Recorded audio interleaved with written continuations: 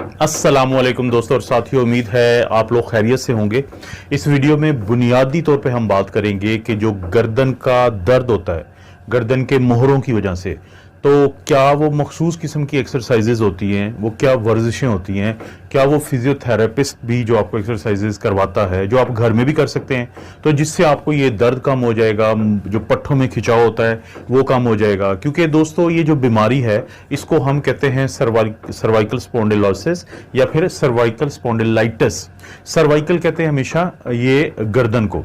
गर्दन में देखें, हम मोहरों की बात करते रहते हैं, हम जोड़ों की बात करते हैं अक्सर कि किसी के नी जॉइंट में दर्द हो रहा है, किसी के फलां जॉइंट में या जोड़ में दर्द है, लेकिन हमें शायद नहीं मालूम कि हमारा जो हराम मगज जिस हड्डी के अंदर मौजूद होता है उसके अंदर 33 यानी कि जो 33 जो है वो मोरे हैं, और वो तमाम मोरे एक दूसरे के ऊपर रखे हुए हैं, उनके दरमियान जोड़ होता है जिसको हम वर्टिब्रल जॉइंट्स कहते हैं।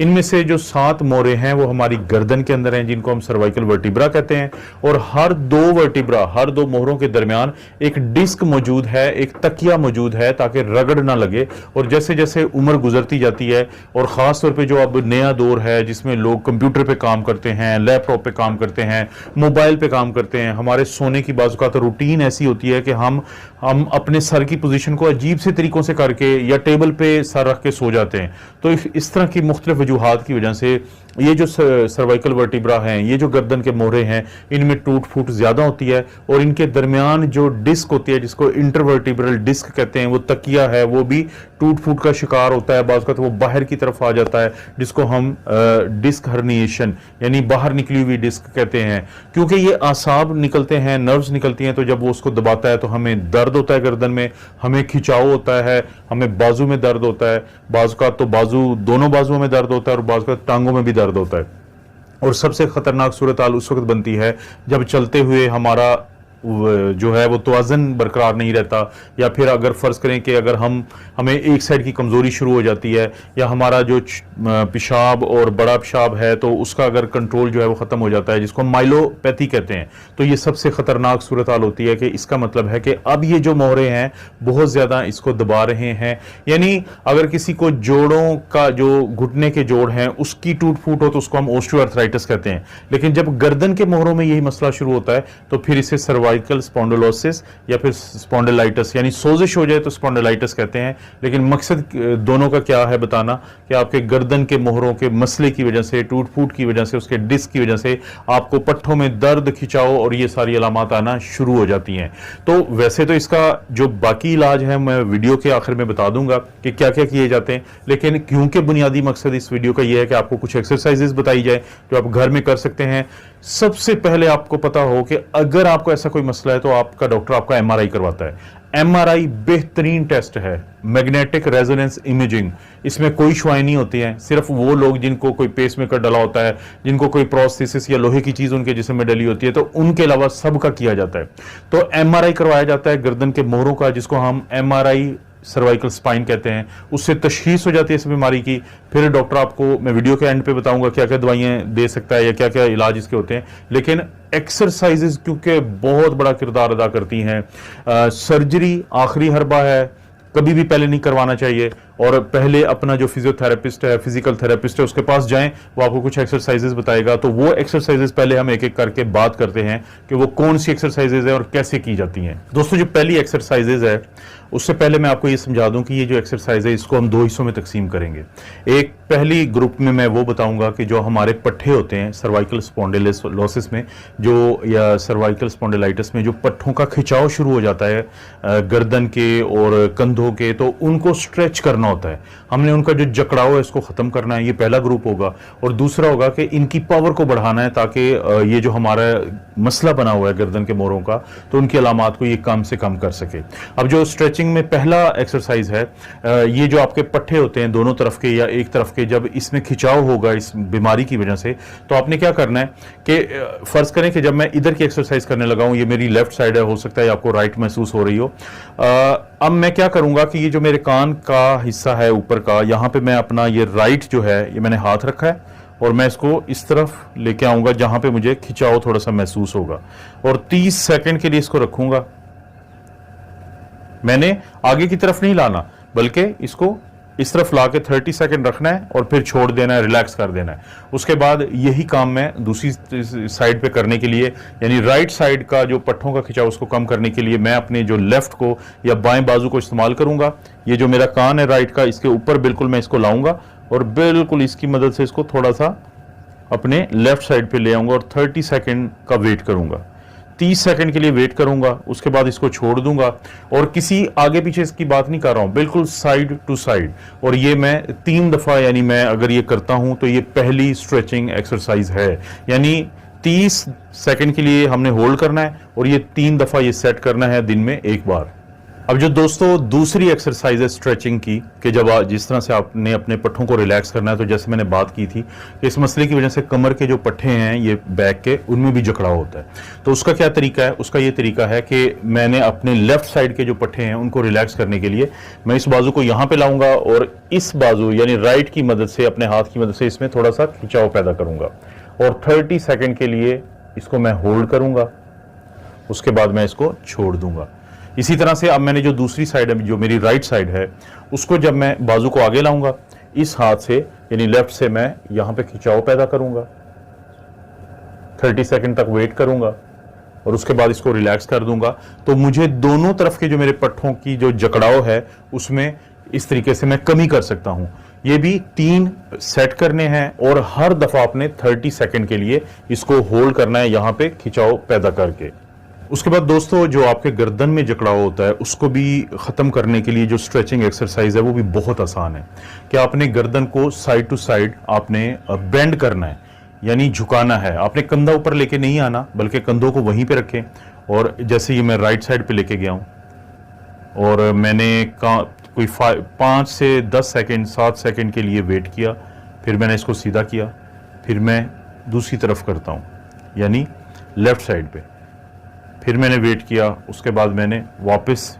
ये आप दिन में अगर एक दिन में 10 दफ़ा इस तरफ यानी राइट साइड की तरफ और 10 दफ़ा जो लेफ्ट साइड की तरफ अगर आप करते हैं तो इससे आपको जो गर्दन में खिंचाव है उसमें नुमाया कमी हो जाती है इस एक्सरसाइज से। दोस्तों इसके बाद ये तो नेक को बेंड किया था, अब नेक को रोटेट करेंगे, उसको मोड़ेंगे साइड टू साइड, और ये भी 10-10 दफ़ा करेंगे और 5 से 10 सेकंड के लिए उसको आप रोक सकते हैं। मिसाल के तौर पे अगर मैं इसको राइट पे मूव करूंगा, कुछ सेकंड के लिए रुकूंगा, फिर मैं लेफ्ट पे मूव करूंगा, कुछ सेकंड रुकूंगा, फिर मैं राइट पे मूव करूंगा। तो 10 दफ़ा इधर हो गया और 10 दफ़ा लेफ्ट साइड पे हो गया। तो ये भी वो एक्सरसाइज है जो आपके नेक की जो पट्ठों का जकड़ाव है उसको कम करती है।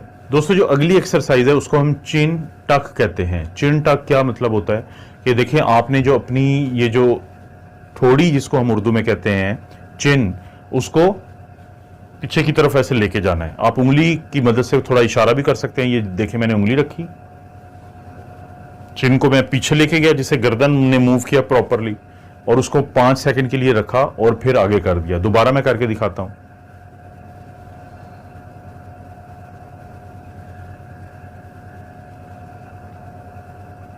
इसे कहते हैं चिन टक, और ये आप 5 सेकंड के लिए रुकेंगे और ये भी दिन में आप 10 से 15 दफा कर सकते हैं हर रोज।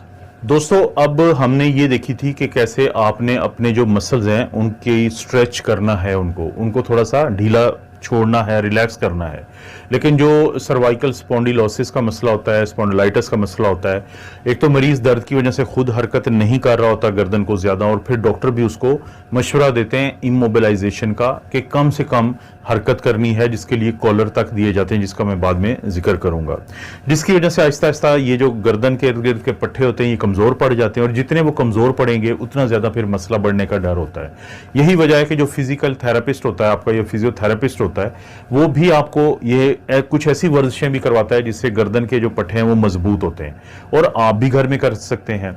अब गर्दन की मजबूती के पट्टे, जो कि पार्ट 2 का मैंने जिक्र किया था कि उसमें मैं बताऊंगा, उसमें जो पहला है कि आप ये जो अपना ये पूरा हाथ है अपनी पेशानी के सामने रखें बड़ी मजबूती से, और पेशानी को फिर धक्का दें या इसकी तरफ जो है आप आगे की तरफ पुश करें। जब आप आगे की तरफ पुश करेंगे तो आपके गर्दन के पट्टों को थोड़ा जोर लगाना पड़ेगा, और ये आपने पुश करना है, फिर रिलैक्स करना है, फिर पुश करना है, फिर आपने रिलैक्स करना है। हाथ को आपने वहां पे ही फिक्स रखना है। कोशिश करें आपका हाथ आगे पीछे ना जाए, हाथ को आप पावर से रखें यहाँ पे, और फिर चिन अपने फोरहेड से, पेशानी से इसको आगे की तरफ मूव करने की कोशिश करें, फिर रिलैक्स करें।